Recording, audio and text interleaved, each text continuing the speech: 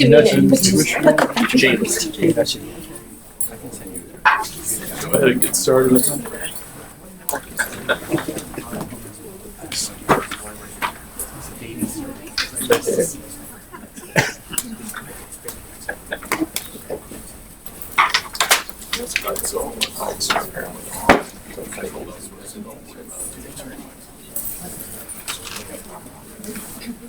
All right, I think we might as well on this Tuesday, March 1st, not February 30th, as some of you may have been led to believe.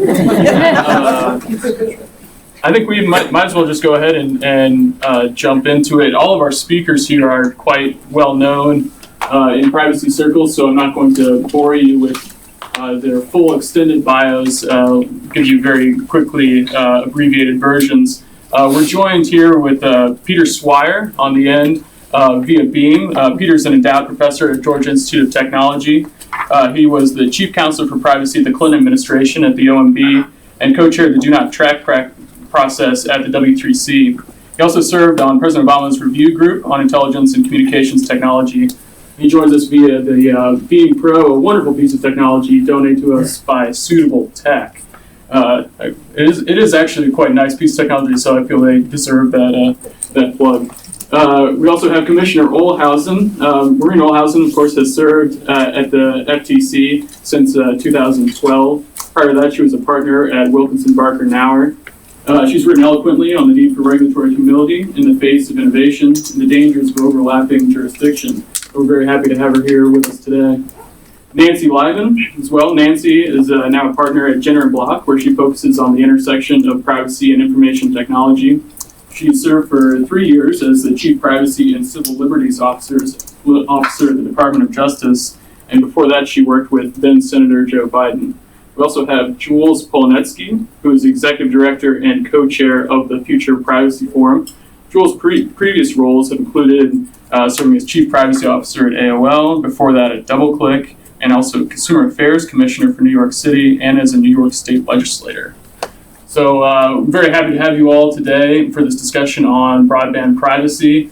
We'll be using the hashtag FCC Privacy, so if folks on the live stream want to follow along or converse via Twitter, we have that hashtag. We at ITIF are releasing today a new report looking at these issues, broadband privacy. So as far as format, I'm going to very briefly sort of run through the high-level points of the report. We want to have a sort of broad-based discussion about the general issues. So I've told the panelists, we're not here to focus on our report, but just these issues overall. So I'm going to give a run-through of the report, and then we're just going to go through all of the panelists to give opening comments and their general views of FCC privacy, privacy at large, where these trends are heading. And then I'm going to do a moderated Q&A, and then we're going to open it up for audience questions. So please, have questions in mind. So on to our report. So the basic headline is really quite simple. Our research, we looked at this issue, and we believe that the best course of action is for the FCC to really just leave the entire issue of broadband privacy for the FTC. There's been, rumors that FCC is considering a rulemaking here soon, either in March or April timeline. And all of this, of course, is sort of fallout from the Open Internet Order. When the FCC classified broadband as a Title II common carrier service, came with some provisions in Title II, namely Section 222, that enabled them to create some sort of privacy rules around broadband. It's really kind of interesting what in the order itself, the FCC mentions one of the reasons they think privacy rules on broadband providers are necessary is this virtuous cycle. They claim that if consumers feel more comfortable about their privacy when online, when using broadband, they will use it more, and this will drive demand, this will drive investment, et cetera, and drives broadband deployment further.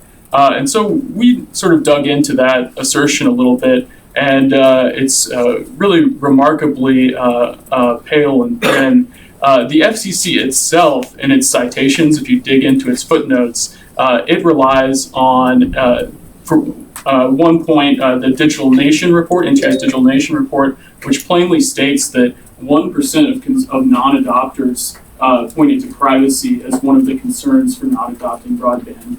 This is similar statistics from Pew Research show that 1% of mobile non-adopters point to privacy as the primary reason for not adopting, and even less on the wired context, it didn't even show up as a concern. I thought it somewhat ironic. There's another a survey done by TrustE that the FCC itself points to that shows that when asked who would you most trust to protect your privacy online, consumers while they overwhelmingly said that they trust themselves to take actions to protect their privacy, they actually ended up ranking ISPs higher than the government or regulation. It's rather ironic that the FCC would point to this survey as supporting the virtuous cycle as driving the need for privacy regulations. So to our mind, the sort of tenuous ground that a rulemaking is necessary to begin with. And it really seems far more likely that regulations would be restrictive on the deployment, upgrades, and adoption of broadband. Here, I think the touchstone are really some recent experiments around differential pricing of broadband based on privacy practices. And so we think to the extent that data collection can be well monetized and potentially offer a lower cost broadband product, this would be a boon to broadband adoption. Recent research, highlighted well by the Benton Foundation, has shown that potentially cost is a bigger factor in broadband adoption than initially thought. And so to the extent that data collection can be monetized and be used to offer a lower cost product, this would be a boon for adoption. It also potentially offers another revenue stream that can be driven into network upgrades.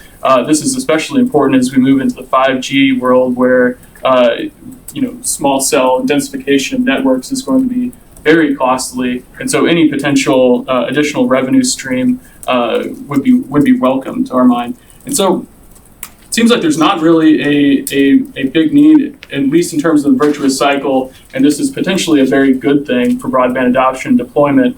And so we at ITIF kind of asked ourselves, well, then what's driving this bus? What's pushing the FCC to look at this? And it seems like there are really two different pressures, two different groups putting pressure on the FCC. And we identify those. One is the privacy activists. And so the privacy activists are essentially trying to route around Congress and find a friendly forum with a affirmative rulemaking authority to put regulations out there. And the goal then is to take those regulations and leverage them across the rest of the ecosystem. Harold Feld was actually really quite candid about this in the public knowledge release of their white paper, where he spoke very explicitly about how once you get regulations from the FCC, you can then leverage those across the ecosystem.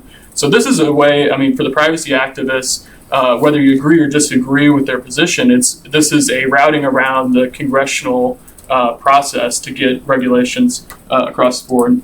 The second sort of group we see pushing for these are what we at ITIF sort of classify as the broadband populace. And to our mind, they see any of the benefits that could accrue to ISPs, either in experiments around pricing practices or business models, or additional revenue that could be, either forwarded into the network or what have you, as anathema, right? They just, any sort of success for private provision of broadband, the broadband populace are against. And so whether it's privacy or just general success for private provision of broadband, the broadband populace will be against it. So we think that, as a general matter, upfront regulation in the space would harm innovation. And so not only is it just those experiments around business models and pricing practices, which, it's not really clear how those exactly will be monetized or, what parts of that will be internalized or left to third parties. But I also think part of the conversation gets left out in those privacy conversations is the increasing move of networking towards software, to move all of these processes towards software, which allows for much more rapid iteration of networking and then services itself. This is happening very quickly in the enterprise space, but I think will shift towards consumers over time. And so all of that runs on top of data. And so even well-intentioned privacy regulations that slow down sort of innovations around data and quick iterations based on database decision-making, well, all that will have to be run through regulatory compliance and just slow innovation down across the board. And so we think it's problematic, not well justified. And then in addition to that, the existing FTC model really works quite well. The FTC model doesn't make any assumptions about what business models look like.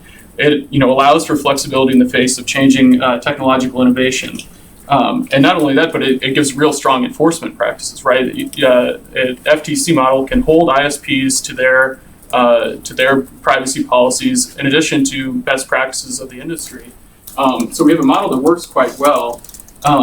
And we actually dug into the existing ISP privacy policies, and they show that consumers really have a remarkable amount of control over the way in which their data is used already, indicating that there's not a real immediate problem that needs to be solved through regulation.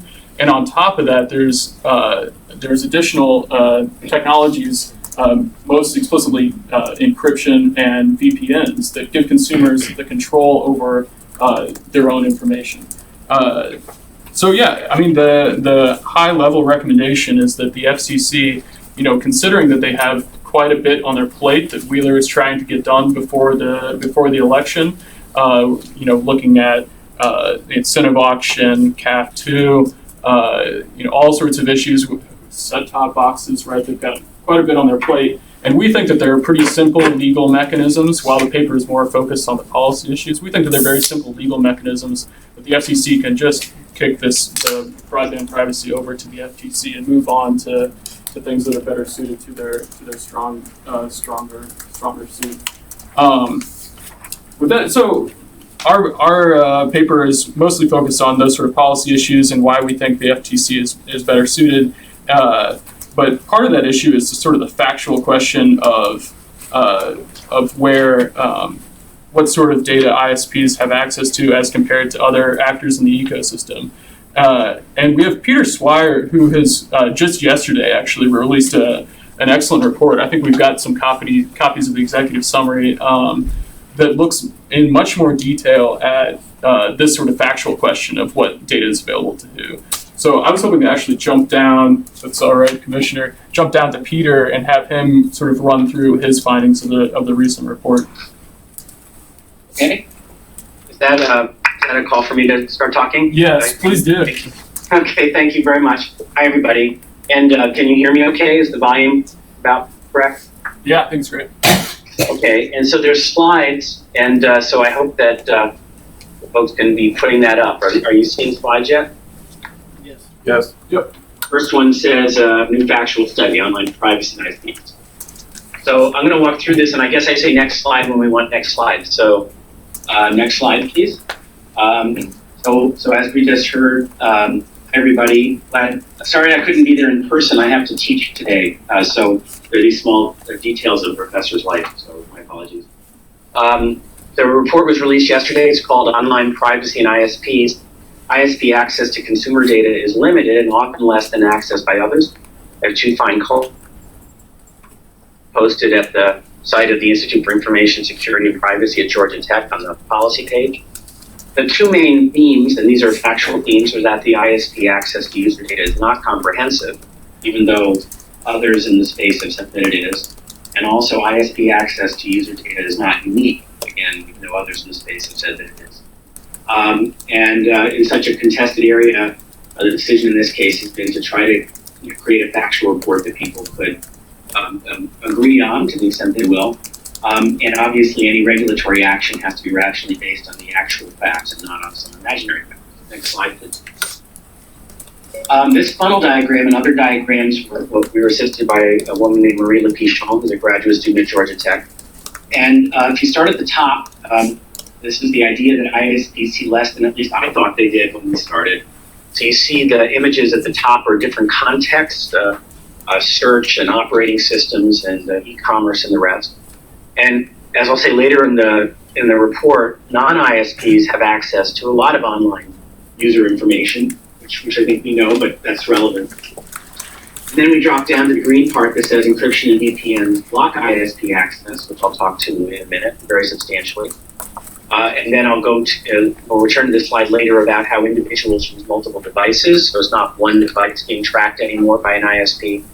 And the purple slide is that they shift around among ISPs during the day and during the week. So the conclusion is what I said earlier, that the ISPs don't have either comprehensive or unique visibility. Next slide. I think that the most, surprising or sort of important at the level of numerics changes are how encryption has really blossomed, if you want to call it that, in the last few years. So we're seeing pervasive encryption, and people should understand that HTTPS, the secure version of HTTP, blocks ISPs from seeing content. They can't do deep packet inspection even if they want to. And it blocks ISPs from seeing the full detailed URLs, such as the URL of a search inquiry or whatever. It does allow ISPs to see a host name or domain name, like .com, for example, but this is not commercially significant. It's really as textured as other data. So in the chapter that we have about ISPs, the first appendix shows the top 50 websites. And the top 10 websites all today either encrypt by default or encrypt as soon as the user logs in. And actually 42 of the top 50 websites are encrypt by default or when the user logs in. The other 8 are all news sites that don't do that. But for more sensitive data, you do with your data as an individual, webmail and social networks and all sorts of other things, that's now encrypted. That's what the new normal is. And the top 50, a lot of user traffic and a lot of the things you care about the most. The second appendix, which I'll show you in a minute, has to do with some data from Internet Backbone, which is new data. And in 2014, the share of HTTPS was relatively modest. It was 13%, less than 2 years ago. By this month, the latest figures show it's up to 49%. So this is a startling increase in the role of HTTPS. And as Netflix and others shift over to it this year, the number is expected to go to 70%. Next slide, please. So this shows some of this Internet Backbone data. And the green at the bottom of the screen shows HTTP, the traditional way people communicated, which is subject to being scanned by people in the pipes. And the sort of teal color, light blue color, if you look over on the left, back in May, June of 2014, it was this little sliver of stuff. But you see by a year ago, it got substantial, and by a year, it was substantially greater peak. Next slide. And this one, because the teal's now on the bottom because it's become the biggest number, it shows for a week in February of this year, right after we did the State of the Net conference. And now HTTP is up 35-40% bigger than HTTP. Next slide. And here's the statistical snapshots that show the statistics. The top one shows that back in April of 2014, HTTPS was 13.28%, the little teal slice there. But if you look at February from this year, it's up to just about 49%. So when you think about comprehensive, if half the bits are being blocked, 50% of a lot is still a lot, but half the bits are being blocked. ISPs can't see it, so the word comprehensive doesn't really attach to it. Next slide. And I'm highlighting from the report. The report's over 100 pages. It has plenty of words also, but these slides, I think, are going to be helpful in showing people. I won't go through them in great detail. You can look at them on the report. But this one, the bottom two horizontal parts, you can see in the middle of it, it says over HTTP. And at that point, an ISP, at least potentially, could look at the content and the web links, the deep web links, and the top-level host name. But the bottom part of HTTPS, it comes back in encrypted form, and all the ISP is that teal color, is that host name. So there's if you want to call it going dark, there's a certain amount of darkness that falls over what an ISP can conceivably see. Next slide. Again, another thing that was mentioned in the introduction is that virtual private networks and other proxy servers that are being rolled out by companies including Google and Facebook do an even more thorough job of blocking what an ISP can see. And so in this slide on the left, there's the user. I want to go to my VPN. It goes through the ISP to the VPN on the right. And when it goes through, you see this encrypted tunnel in the middle. The ISP doesn't see the content. The ISP does not see the deep links. the ISP doesn't even see the web host name that the user goes to. All it sees is the VPN proxy server, which is not very informative at all. And we'll go to the next slide briefly. The VPN is where the action is on this slide. It does DNS lookup. The ISP doesn't even do DNS lookup anymore. The next slide, number 3. Even the VPN, interestingly enough, at some point, if it's going to HTTPS websites, gets blocked out of seeing the data. So it goes all the way from the user on the left to the example shoes store on the right, and nobody in the middle sees more than the host. Next slide, please. So going back to this funnel, we talked about encryption and VPNs. There's substantial technological changes that are happening at scale that mean it's not comprehensive. In terms of multiple devices, as we head towards the Internet of Things, any one device by rule that's attached maybe to one ISP, your home dock thing or your phone or whatever, individuals already have over 6 connected devices on average in the United States. And that's going up to much, much higher numbers in the Internet of Things world. And so if you want to get a complete view of any one individual's use, there's so many devices connecting in so many different ways that the sort of comprehensive view of an ISP is much less than might have been true in the old days with your desktop dialing into AOL. If you go down to the purple part, I think the most interesting statistic here is today something on the order of half of all the bits for mobile broadband get offloaded to Wi-Fi networks. So you can think of ISPs as seeing occasional glimpses of somebody rather than having a continuous feed about what the data is. These are just facts about the world. They're facts that reflect changing technology. Let's move on to the next slide where we'll talk about the uniqueness part. So our ISPs, which may still, with their pipe, have a bunch of data, are they somehow unique? Are they somehow more privacy threatening than others? And what the report does is go through a lot of what we call contexts. And people in the room who are privacy aficionados, Helen Nissenbaum talks about contextual privacy. The President Obama's Commercial Privacy Bill of Rights talked about how it's contextual. And so we went and looked at what these contexts are. And the book at some level, or the report or the working paper, whatever we call it, this big thing we created, has chapters on each of these. And it explains how data flows work for social networks, how they work for search, how they work for webmail, and et cetera, the rest of the ones on the list. And a couple of things to note. One is that operating systems have become, in the mobile world, very different. In the traditional Windows laptop, desktop world, telemetry data went to the operating system, but not much more. But in the modern operating systems, with assistants like Siri and Cortana and Google Now, the operating system, in order to run the digital assistant, looks deep into data feeds all across the device. So the operating system becomes a much more commercially relevant place where data is collected. But going to the big picture on this, we explain how these different areas work. And then we say that a lot of the interesting activity is not just cross-device tracking, which the FTC has talked about, but that major players in the ecosystem actually can combine data across these different contexts, what we introduced the term of cross-context tracking. And that adds up to some significant differences in terms of ISP visibility numbers. So if we go to the next slide. Here's a chart, which is our cross-context chart. It shows 10 contexts, and we have a footnote for every item in this chart. And I think the thing to notice is that orange is where a particular company has over 5% of the market. Green is where they're in the market in a commercially significant way. Gray means they're not in the market. And as of right now, the ISPs have over 5% of the market as ISPs, and they may play in other markets, but they're not major players in the other markets. And so when you think about the combining of data that is happening in the ecosystem, that combining is happening outside of the traditional ISPs. And so if the concern is a lot of sensitive data about users, and if regulation targets the big accumulations of sensitive data about users, the interesting accumulations actually are happening with this cross-context activity, and we document that in the paper. Next slide.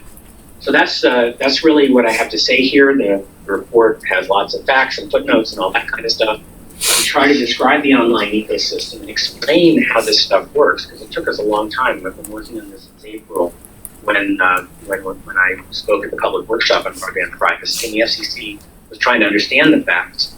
There's a lot of personal information being collected a lot of different places. The report tries to just lay out in a sort of dispassionate and I hope informative and clear way the role of the ISPs and other major players. And obviously, in any rulemaking that have to eventually go up on appeal, if that happens, policy should be based on accurate facts about today's markets and tomorrow markets. And we've created a way within the paper to receive comments and corrections if there's any factual corrections. So last slide. Credits on the images, which you're welcome to use. Please attribute them to the artist. And we've had research support from Broadband and from America, Broadband for America, and from Georgia Tech to write this report. So that's the summary of what we have. The facts are really quite different from what I think a lot of people have thought, and policy we hope will be informative. Thanks. Wonderful, thank you, Peter. I think next, if Commissioner Olhausen, if you want to give us your thoughts. Thank you. Great. Well, thanks, Doug, and to ITF for inviting me to participate this morning. It's great to be here and talk about this very interesting topic. Of course, you've heard this before. My remarks are just my own and not necessarily those of the FTC. So I read the ITF paper with great interest, and I must say I very much agree with it. I've been warning about the negative effects of reclassification of broadband internet access service for a long time, since at least November 2014. And that's back when everyone thought that net neutrality was really, about net neutrality.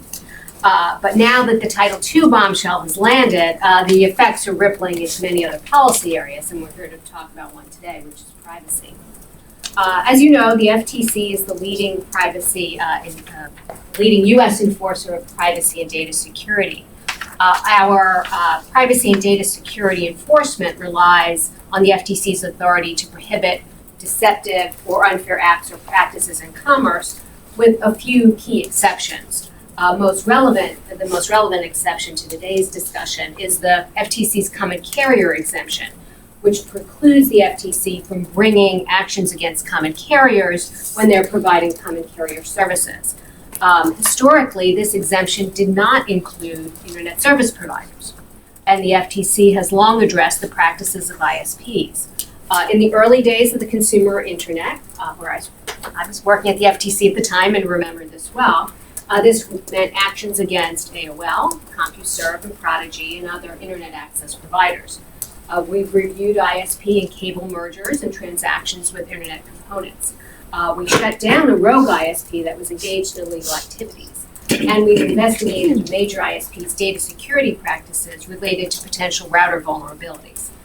Most recently, the FTC brought cases alleging that two wireless providers throttled uncongested consumer traffic and thus broke their promises to provide unlimited data. By reclassifying broadband internet access service as a Title II service, which would be a common carrier service, the FCC has limited the FTC's ability to apply its longstanding data security and consumer privacy protections. ISPs now must comply with many Title II requirements, including some privacy and data security requirements that Congress created for telephone companies. And as you know, the FCC is currently exploring whether and how to adapt these privacy and data security rules for broadband services, which brings us to today. How might the FTC's deep consumer protection and competition expertise inform the FCC's actions on privacy? Let me offer an apparently controversial first principle. The measure of success for all government action to protect consumers ought to be this: does it make consumers better off? Not does it benefit one set of companies, or does it curry favor with some vocal observers, or does it make a nice acronym? Consumer welfare ought to be the measure. I say this is apparently controversial because some advocates have actually labeled the FTC's focus on addressing real consumer harms a weakness of the FTC's approach. To that, I say baloney. Forbidding actions that do not harm consumers is at best useless, and at worst actually harms consumers by forbidding beneficial business practices. So with the proper metric of consumer welfare in place, what do we know about regulating privacy? First, we know that privacy is an area where consumers hold a wide range of preferences. Therefore, an expansive one-size-fits-all rule is unlikely to match the preferences of most consumers. That's why the FTC has generally emphasized notice and choice, particularly for advertising uses of data, because it better preserves consumers' options and thus better maximizes consumer welfare. Second, we know that the technology and business models are evolving rapidly. In such an environment, enforcement of generally accepted legal principles can better keep abreast of new developments, rather than a rigid rulemaking. Finally, we also know that consumers may also be worse off if two regulators have conflicting rule books that apply to different competitors. So economists, as well as common sense, tell us that if different sets of rules govern competitors, companies subject to the more onerous or unpredictable regime are disadvantaged compared to those outside that regime. And this may damage competition or artificially distort the market as companies seek to avoid the more onerous regime. And such distortions ultimately harm consumers. Now, some have argued that it makes sense for the rulebooks to differ, claiming that ISPs are uniquely situated to collect consumer information because all of a consumer's communications travel over the ISP's network. You've just heard Peter's conclusions on that point, and I must say I wholeheartedly agree with them. Others argue that ISPs are unique because consumers pay for their internet service and then don't expect ISPs to collect data for other purposes. But even assuming this accurately describes consumers' expectations under today's business models, why preclude the development of new business models? If you can think back to this, email and search were once primarily paid services. Yet today, many consumers choose free, ad-supported versions of these services that collect consumer information. And many consumers like these options. As long as ISPs, just like others in the internet ecosystem, tell the truth about how they collect and use consumer data, companies should be free to offer different business models, and consumers should be free to choose based on their privacy and other preferences. And the ITIF's paper discusses this point in some depth. So looking ahead, if we have to choose a rulebook for privacy and data security, it will probably come as no surprise to anyone here that I believe there are significant advantages to the FTC's tried and true approach. We use case-by-case enforcement, applying general legal principles to specific facts, constrained by certain institutional features, and a focus on addressing real consumer harm. In dynamic, innovative businesses, like internet services, an ex-post, case-by-case enforcement-based approach is far better than ex-ante prescriptive regulation. It mitigates the regulator's knowledge problem, which is the problem of knowing enough about the situation to make the right choice for the future. And it allows legal principles to evolve incrementally. A case-by-case approach also focuses on actual, specifically pled harms, rather than having to predict hypothetical future harms. And a case-by-case enforcement approach cannot easily be co-opted by a politically popular industry sector to bludgeon an out-of-favor sector. Of course, case-by-case enforcement without constraining principles and process is problematic. FTC enforcement seeks to balance flexibility and predictability. Our data security and privacy cases are based on our deception and unfairness authority, as I mentioned. And these are two long-standing legal concepts that are themselves hemmed in by precedent, statute, and by our own policy statements. We have a deception policy statement and an unfairness policy statement. Our complaints and settlements are analyzed not just by lawyers, but also by our Bureau of Economics, where we have over 70 PhD economists. And they must be approved by the commissioners. These institutional features build consensus and limit overreach. And perhaps most importantly, the FTC focuses on consumer harm, both when considering whether to bring a case and in calculating remedies. Focusing on consumer harm not only ensures that enforcement actually makes consumers better off, it also creates more business certainty. FCC rules that follow these high-level principles, and in particular limit action to addressing real consumer harm, would do a lot to align the rulebooks of the two agencies and to reduce market distortions based on regulatory divergence.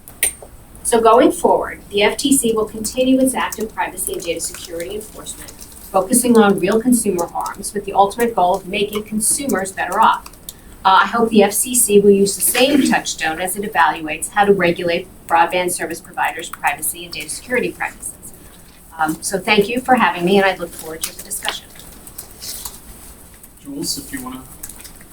Thanks very much. Delighted to be here. I don't think I've been here since the ITIF put out a report maybe a year ago describing the privacy panic, the privacy alarms that occur, and the many different organizations that contribute to that. And I was both sort of insulted and delighted to be listed as one of the privacy organizations that's part of this privacy advocacy sort of alarm world.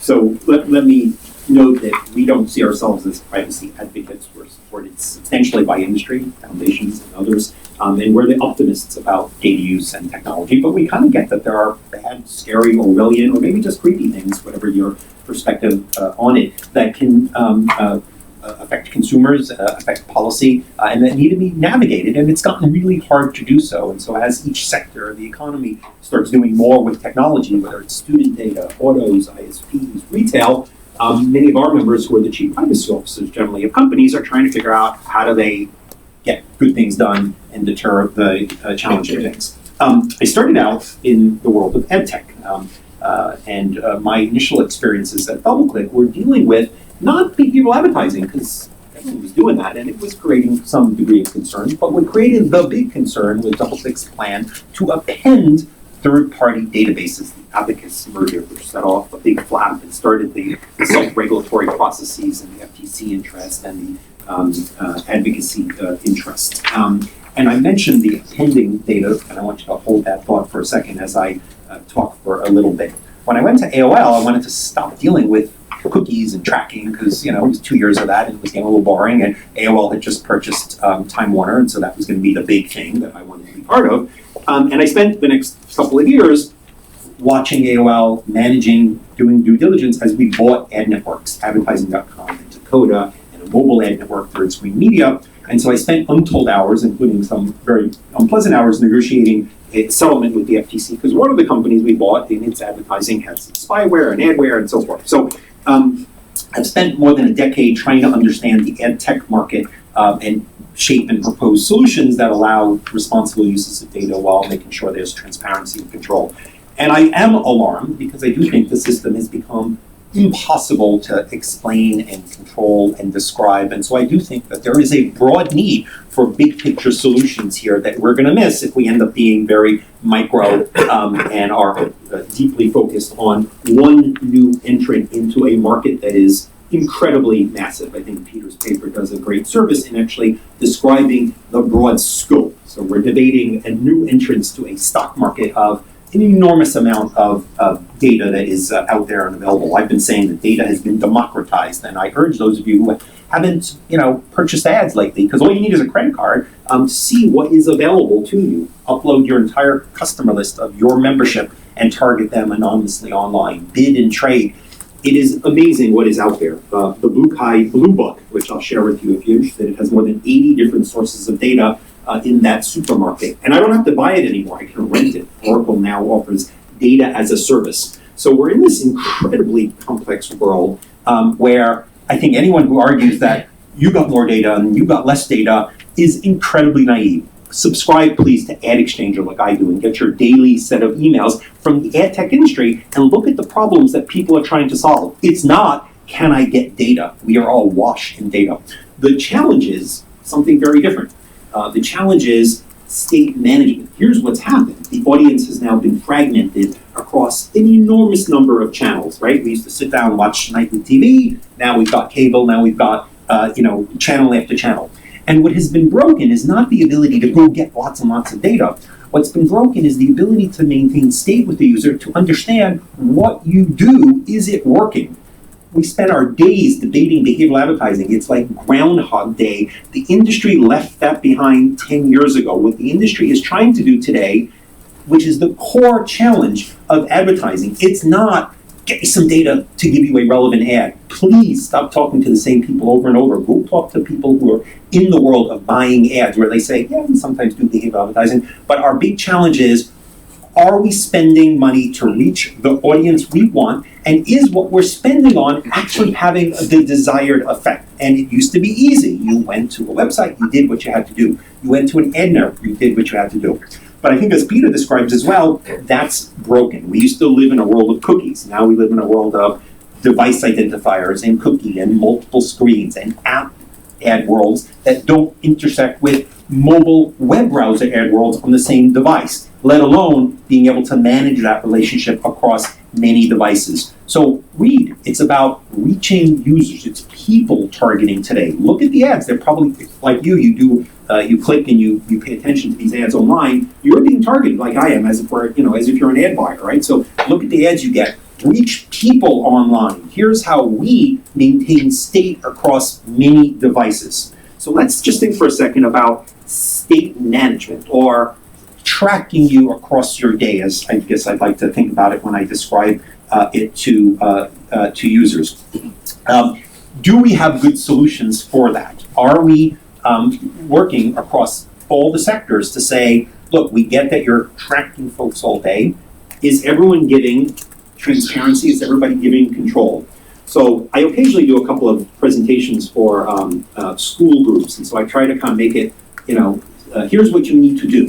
Recently I did a presentation for teachers, right? Savvy people, they've got to decide now what ads to download. And you used to get up and say to them, well, you can clear your cookies, right? Well, now I can't tell you to clear your cookies because that doesn't have the effect that it once did because we might be browser fingerprinting you. Or I might say, well, if you're using a mobile device, well, if you're using Safari, third-party cookies are blocked by default, so your opt-out cookie may not work. You can go to the industry page if you click on an icon on the corner of your mobile ad.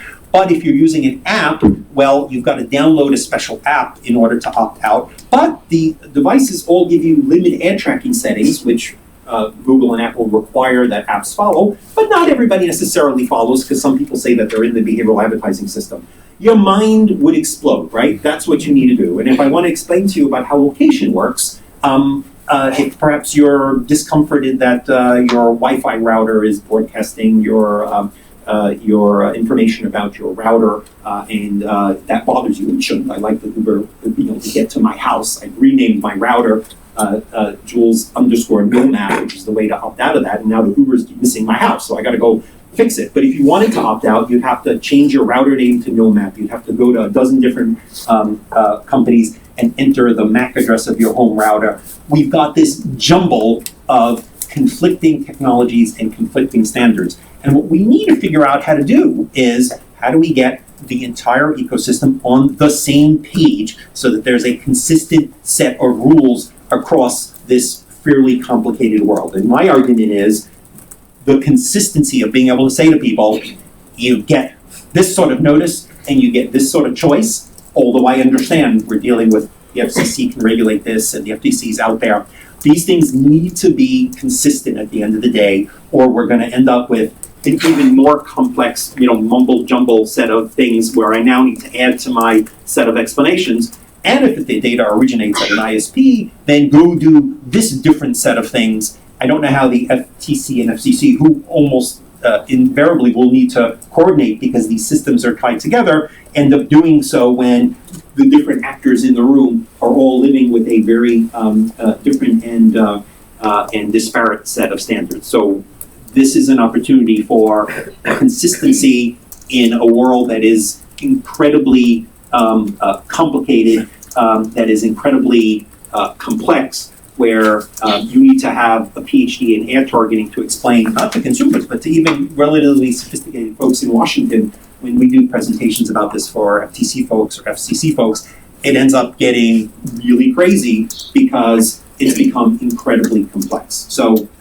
my word of privacy alarm isn't that everything's all well, let's do nothing and let competition flourish. Let's understand this ecosystem, understand that it's tied together, and look for logical, consistent ways to ensure that it's an even playing field, not because of business models. I understand that there are different people who have different views over business models, so, great, debate the economics. Make it consistent from my point of view so that consumers can have one message. Here's what you do to opt out. Here's what you do if you don't want data sent. Here's what you can do in one set of circumstances, and that it works. You know, the FTC launched its cross-device effort, and I think that's a real interesting proceeding, or at least hearing and filings to take a look at.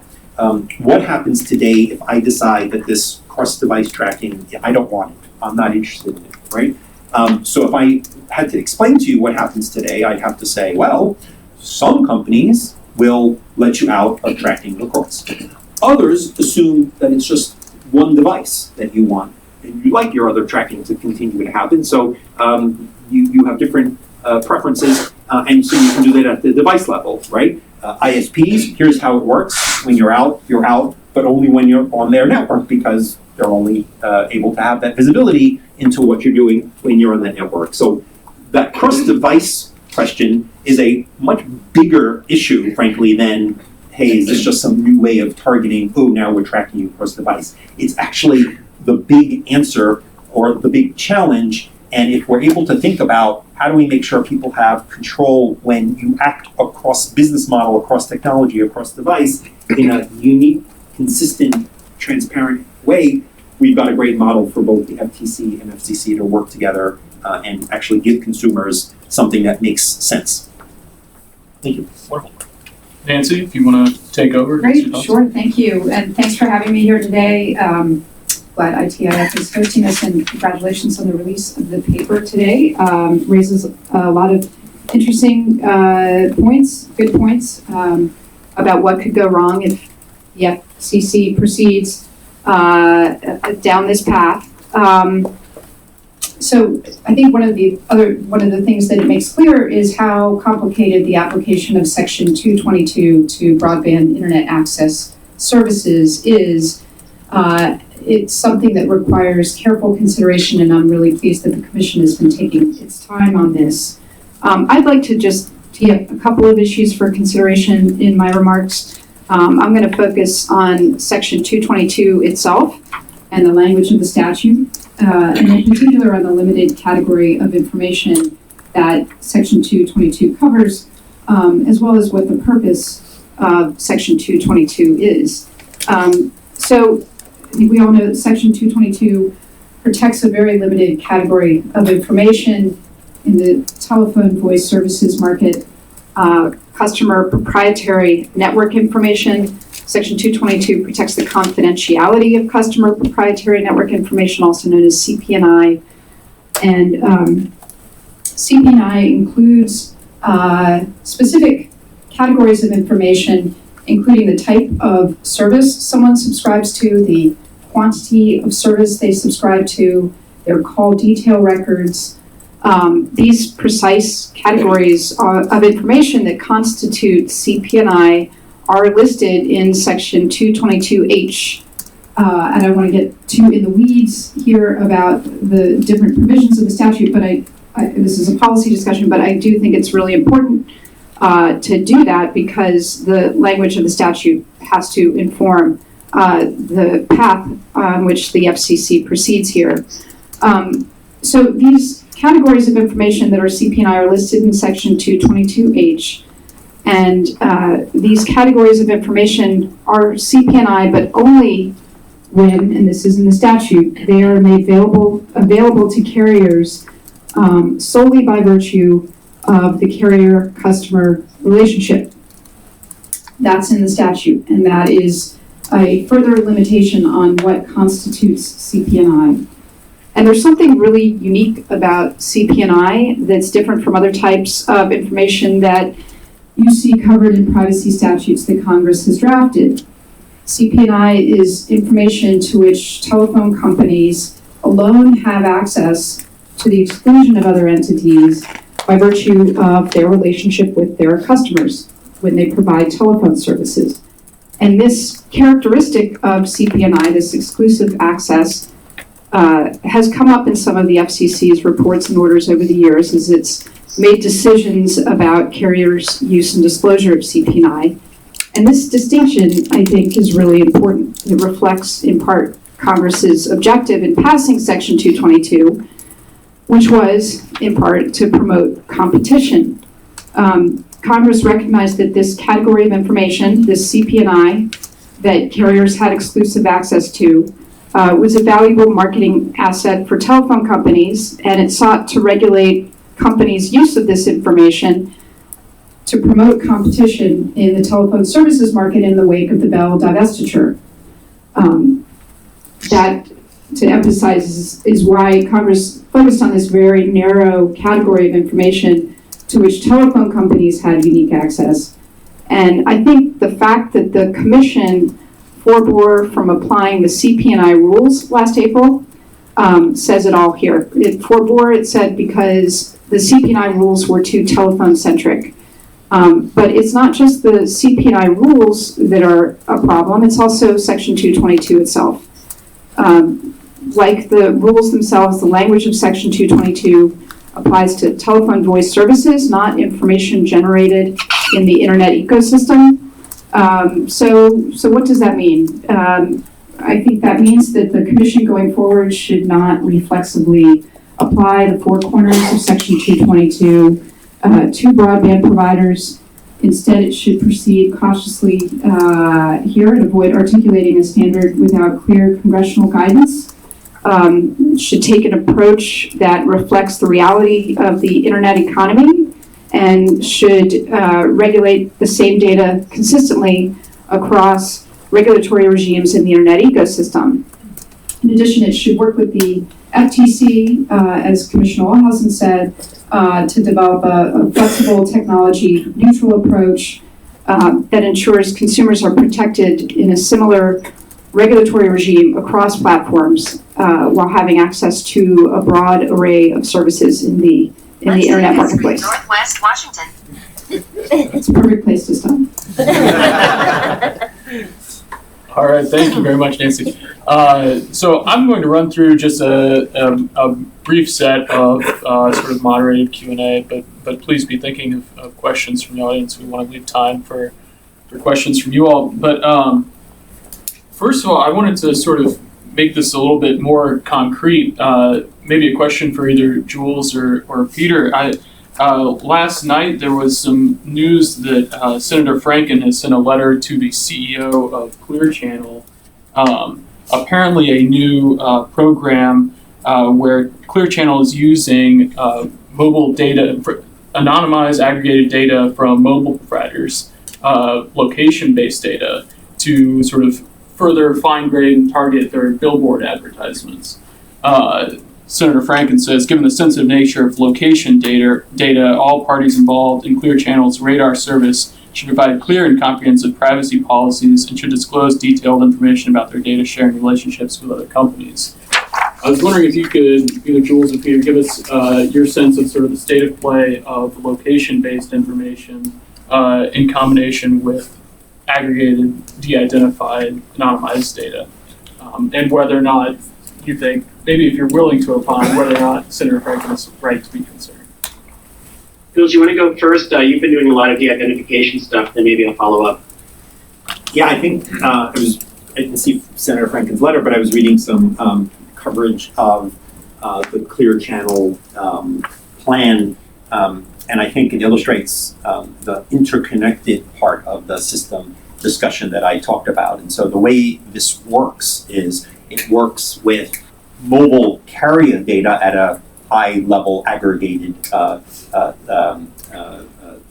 collection. It works with a mobile ad network that is buying impressions about who may be in that area from a data exchange. And it works with another company that has an opt-in survey that actually then knows a lot about people who agree to be tracked and share more data about themselves, right? And so look at that. Here you've got opt-in because somebody's agreeing to a broad consent. Hopefully the people there who signed up for this thing actually know what they're agreeing to. I haven't seen what their disclosures look like, but let's assume that the FTC would think it was a good prominent notice. You've got a third-party ad network buying location data. How does that location data end up at exchange? Well, when you said okay using the settings on your device because you heard my, I run both Waze and Google Maps to make sure I kind of take every angle to get here on time, and they start arguing with each other sometimes, and so I get confused. So I have one running in Hebrew and one running in English, and it's like this chaos on the way here. But I got here on time. But the point is, when you've said yes to a mobile app, yeah, you can have my location. What other things are happening with that location? Now, the industry self-regulatory rules are supposed to call for you to be told, and by the way, we may share that with other parties. Do you agree? That's what it says. Have you ever been asked that in a sort of pop-up notice of some sort? You usually say, yeah, you can have my location because it looks like you're doing something useful with it. But many of those participants, and again, nothing to do with your ISP, share that with exchanges where buyers can bid and buy, yeah, I want people in that location if they have their app open. And then you have this big sort of bucket of aggregated data that a mobile carrier is providing because it's got information about its users, and it can also have an ad. So how are you gonna kind of unpack that and have, you know, multiple different standards there? You gotta look at that. There is something now called outdoor advertising, and it uses location from multiple sources. And if we think about it in some logical way, which is if I'm going to see ads based on where I'm going, or if companies are looking to understand who has seen the ad. Again, these are not billboards that are changing. They want to know, did seeing a billboard drive you into a store, right? Now we know that outdoor spending is working. So again, it's about using a whole bunch of actors to maintain with the user so that we can say, yeah, putting giant, you know, pictures of I hate Donald Trump really drives people to go buy more Cheetos, or, you know, whatever the logic is.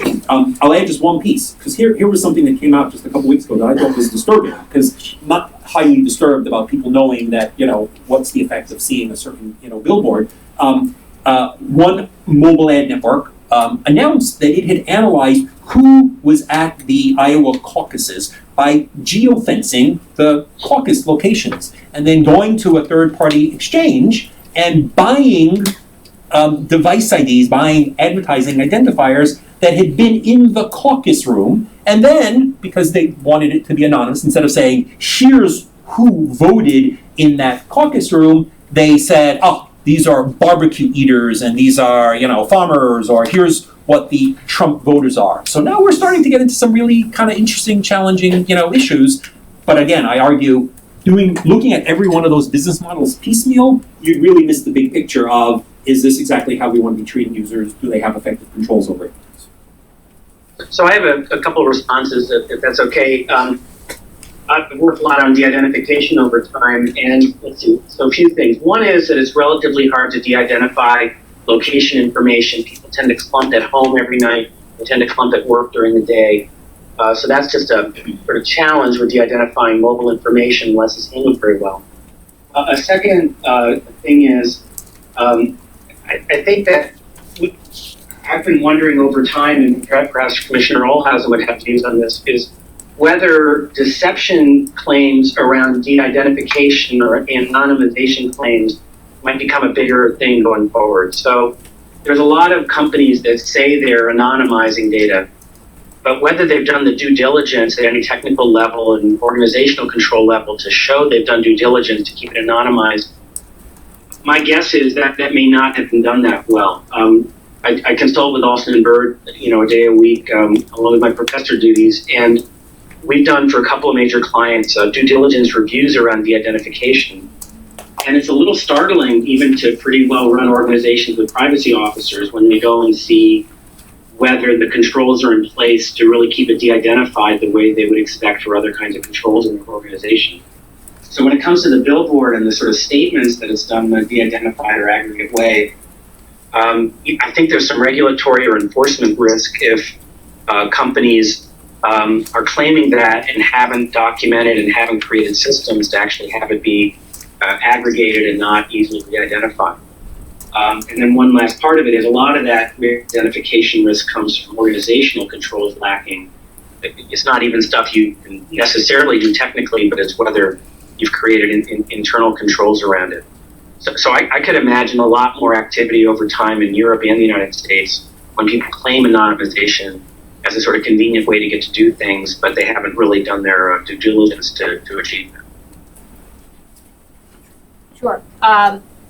Well, The deception angle is pretty straightforward, right? So if a company claims that it has de-identified data or anonymized data, and then it actually hasn't really done that, or it's done it in a way that has no impact because everyone at the company is just easily re-identifying it and using it, I think that is the type of enforcement action that the FTC has taken over time. But one of the things, Peter, I'm glad that you brought up, is the fact that, deception is a very useful tool that the FTC has, as well as our unfairness authority. But it is not a tool that has to predict the future, right? It's something where, as we're in this fast-moving ecosystem, which Jules described quite eloquently, right? It's very hard to keep up and very confusing. How do you act as an enforcer or as a regulator in that space? Do you try to set out a very detailed rule that predicts the future and says, do this and don't do that, and by the time you have that rule in place, the whole market has moved on? Or do you try to focus on, if a company is making a claim to a consumer, it's probably because they think that claim will be important to the consumer or valuable to the consumer, or if there's some reason that they're making it. And if they don't adhere to that, then an enforcement action by the FTC could be in their future.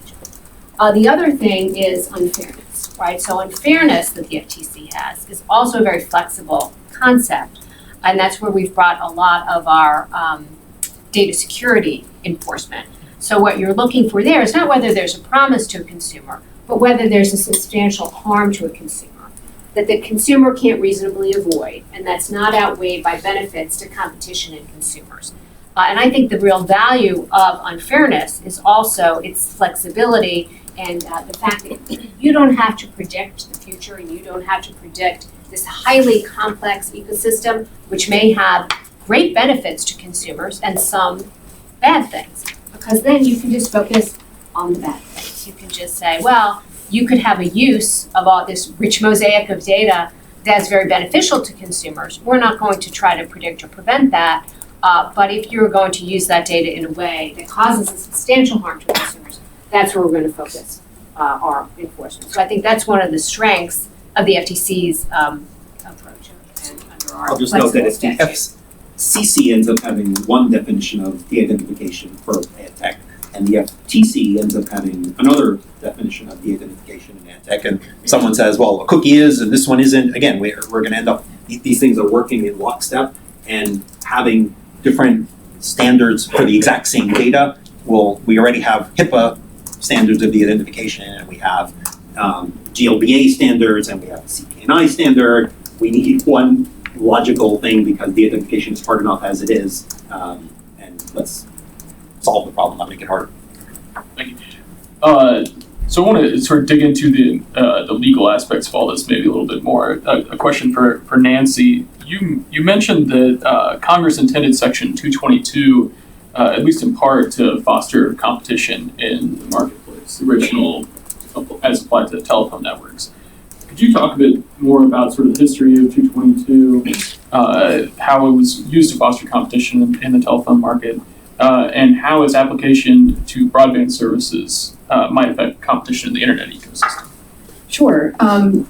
Yes, so as I was saying earlier, initially in the wake of the Bell divestiture, when you had essentially a monopoly, Congress sought to ensure that they could break open the market and make way for other carriers to market services to customers, and they were concerned that, for instance, local exchange carriers could use CP&I that they had that was available to them, but to nobody else, no other entity, to gain competitive advantage in the marketplace. And this is such a different era, such a different ecosystem, and such a different market. I think the internet ecosystem is entirely different from the telephone services market. And I mean, Peter's research shows that unlike and Jules talked about this too, unlike in the telephony context where telephone companies have unique access to certain kinds of information to the exclusion of other entities, in the internet ecosystem, you have ad networks, you have social networks, you've got operating systems, websites, search engines, you name it, all of which have access to this data. And in fact, it's a very different ecosystem because unlike in the telephone services market where we would never expect our call detail records to be used to target ads to us, data has a very special purpose online in the internet ecosystem and is a fundamental part of it has a fundamental role to play in innovation and the development of new services for consumers. And its access to and use of data in the internet ecosystem is essential to its proper functioning and to the development of new services and to innovation and to competition. So I think it actually turns it on its head in the online ecosystem. So I want to turn now to the audience. If anyone has any questions, I want to give everyone an opportunity. Yes, please. Yeah, this one's for Commissioner Olhausen. Jimmy Hoover with Law 360. I wanted to know maybe the status of the correspondence between the two agencies and if the FCC is being receptive to the FTC's advice in the realm of broadband privacy regulation. The FTC staff and the FCC staff did have enter into a memorandum of understanding late last year to talk about how in privacy they would try to work together. I will say that was the first time that I saw that the FCC ever acknowledged that the common carrier exemption was an activities-based exemption, not a status-based exemption. But I will say, it remains to be seen how that will work out going forward. Of course, we would like to avoid conflicting and inconsistent enforcement, but the problem is by reclassifying Title II, the FTC has just, in effect, been elbowed out of an enforcement area in which it's been active. So how much coordination there is when we're fenced out is a different question than it was previously. So when people have pointed to how the FTC and FCC have worked together in the past, we're operating in a different regime now. I would hope that the FCC would be interested in hearing the FTC's views on how we think privacy enforcement has worked. I also wanted to talk on the competition point, which Nancy touched on and also underlies some of the reasons for why we have why the Congress enacted the CP&I rules. And so the FTC also is a competition agency. And one of the things that we have seen over time, and we talk about this quite frequently in international fora, is that forced sharing of assets is rarely a successful way to foster innovation and ultimately competition in the long term. So in antitrust law, we call that the essential facilities doctrine. It is highly disfavored.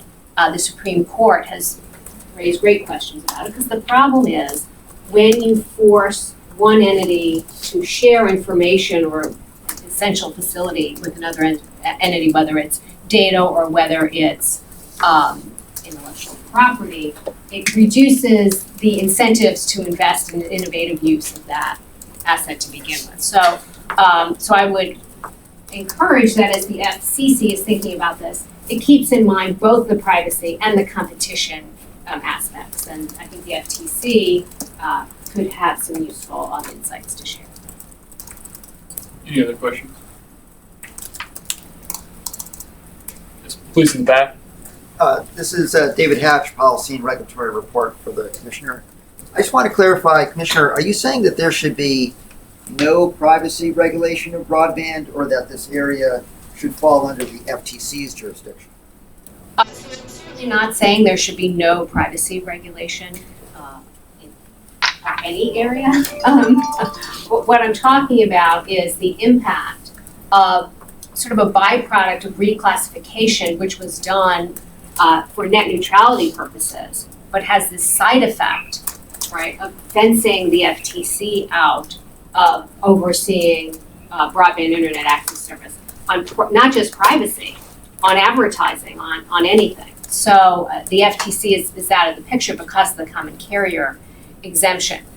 Then that brings up the question of if the FTC is out of the picture and the FCC is going to step in, what, from my perspective, is the best way for the FCC to proceed?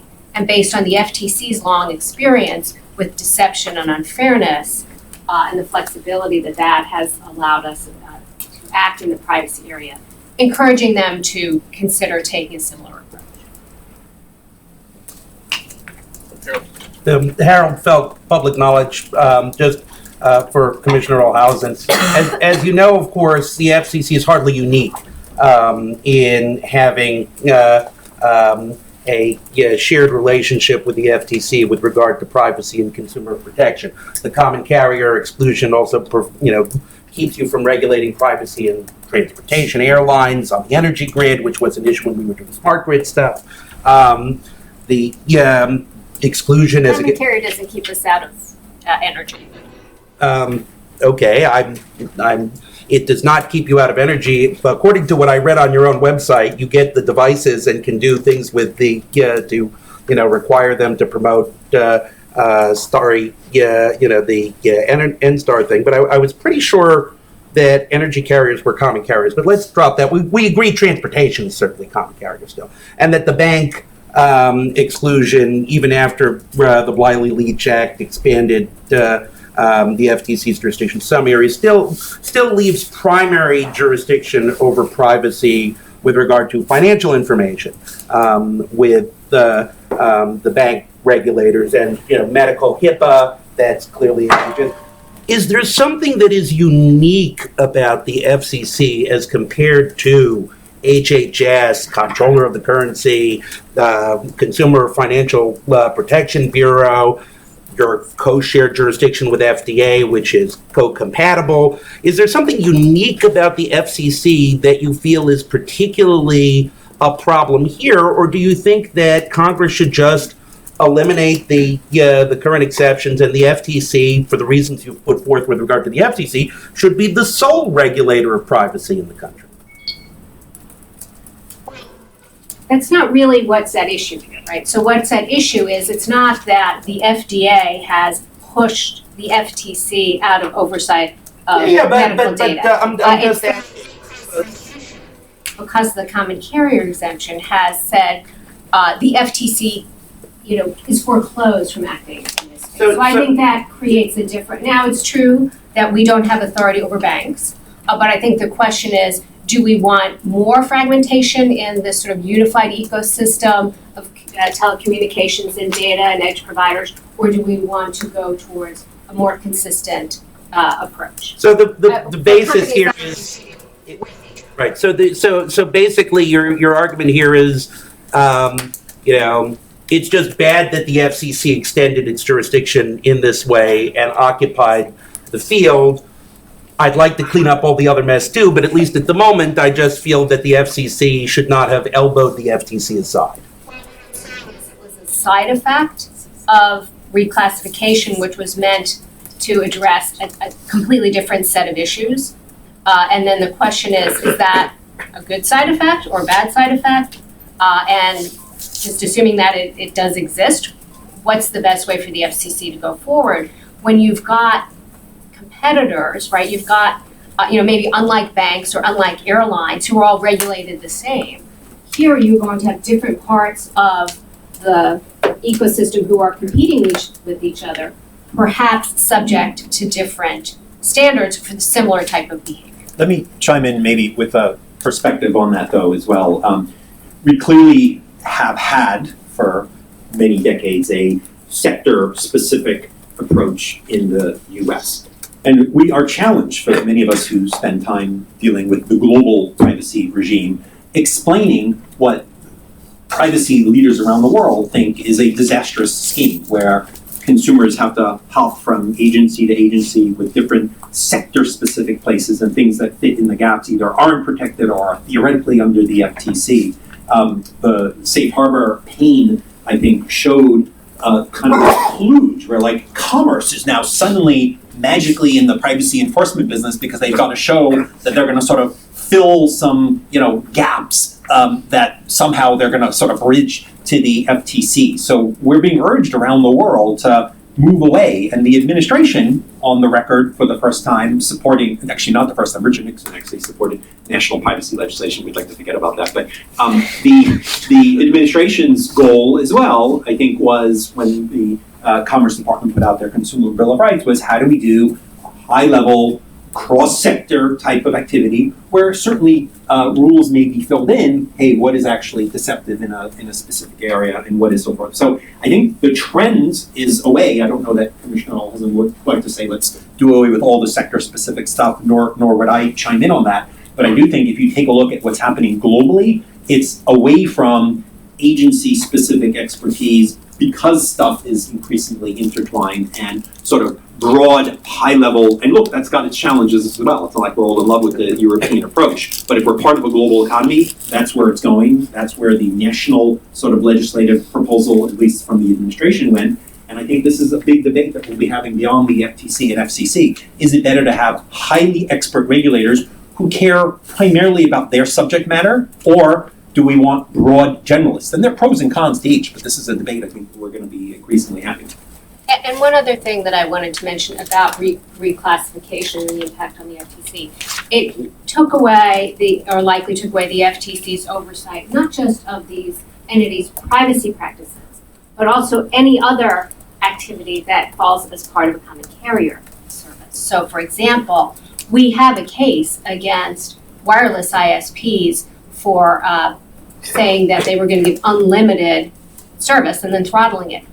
Going forward, we wouldn't be able to bring that case, right? Happily, the we FCC is running a parallel case.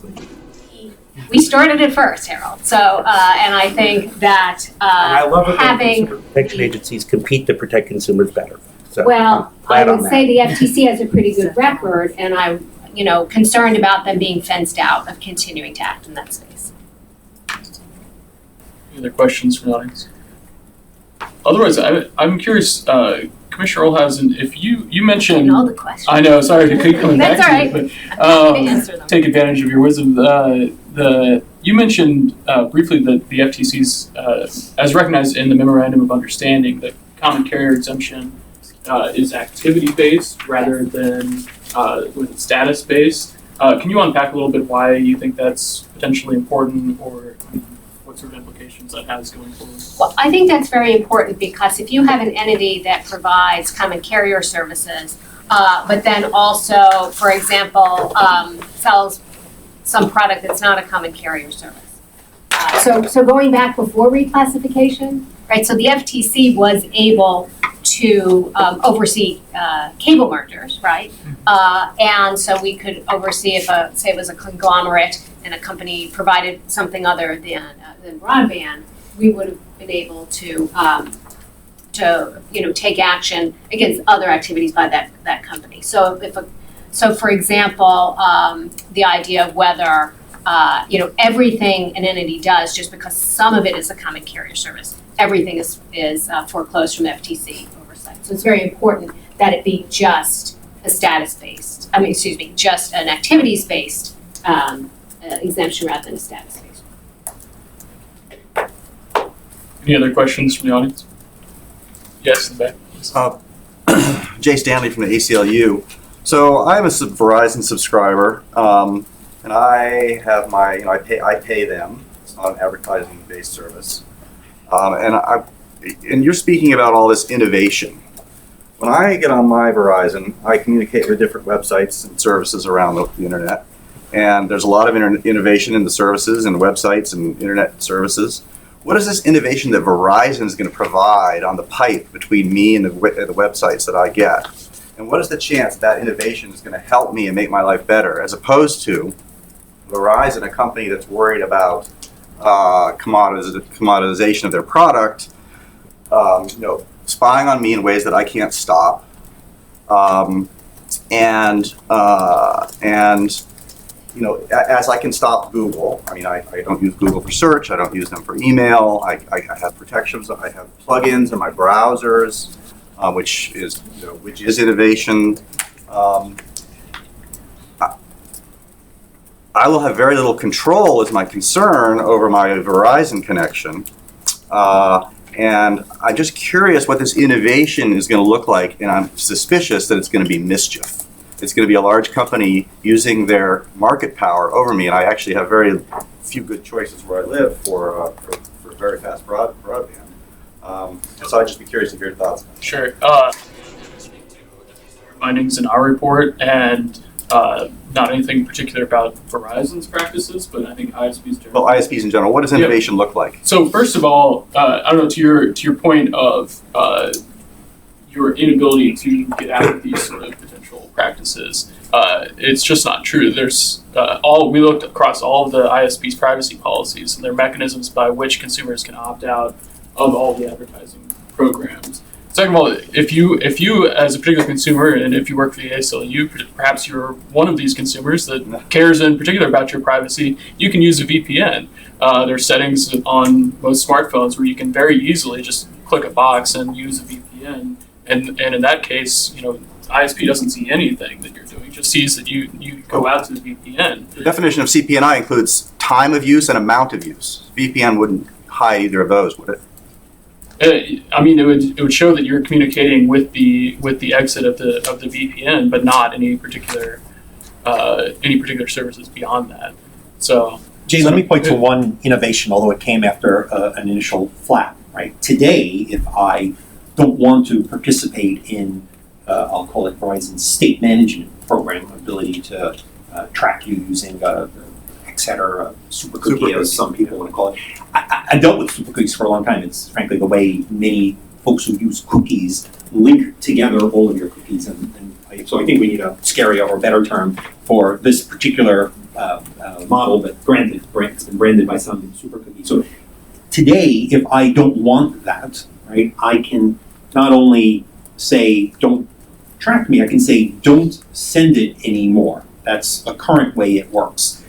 That's not the current way it works most other places where I can say, don't give me behavioral ads based on the websites I go to. I can say, don't continue appending third-party data to me. And I can say, don't continue tracking me everywhere for reporting and analytics purposes. So maybe one innovation could be, well, again, it didn't launch like this. It was a bit of a flap. But today, after consumer and advocate pushback, the way it works is, and maybe this is an innovation, when you say, I want to be out of the program, no longer is a unique header for the purpose of the advertising type uses sent anymore, so that the third parties don't get that tracking information. So if others modeled that, maybe that would be an advance. Harold disagrees? Well, I just wanted to ask, because this leads to a very interesting question, which is Verizon conducted its marketing test program for 2 years while under the FTC's jurisdiction.